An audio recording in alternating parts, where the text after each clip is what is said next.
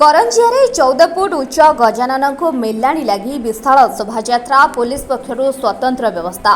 करंजिया सहर समेत ब्लॉक एवं पुरपल्ली में बेस आनंद उल्लासर सह प्रभु गजानन पूजा पालित होगा पर प्रभु को मेलाणी दि जाइथिला।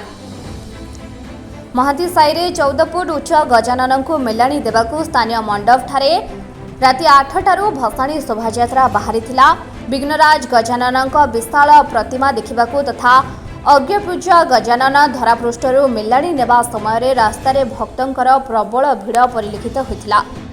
ट्राफिक व्यवस्था नियंत्रण तथा आईन श्रृंखला रक्षा निमंते करंजिया थाना अधिकारी निरोध मल्लिक तत्वावधान में पुलिस पक्षरू स्वतंत्र व्यवस्था करा जायछि।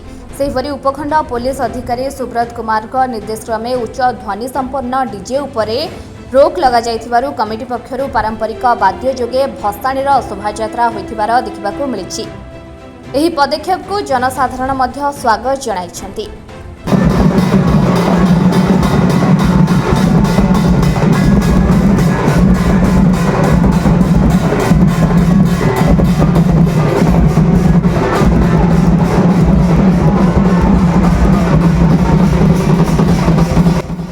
मयूरभंज करंजियारू पार्थ पर्सन मिश्रଙ୍କ रिपोर्ट ओडिया एक्सप्रेस।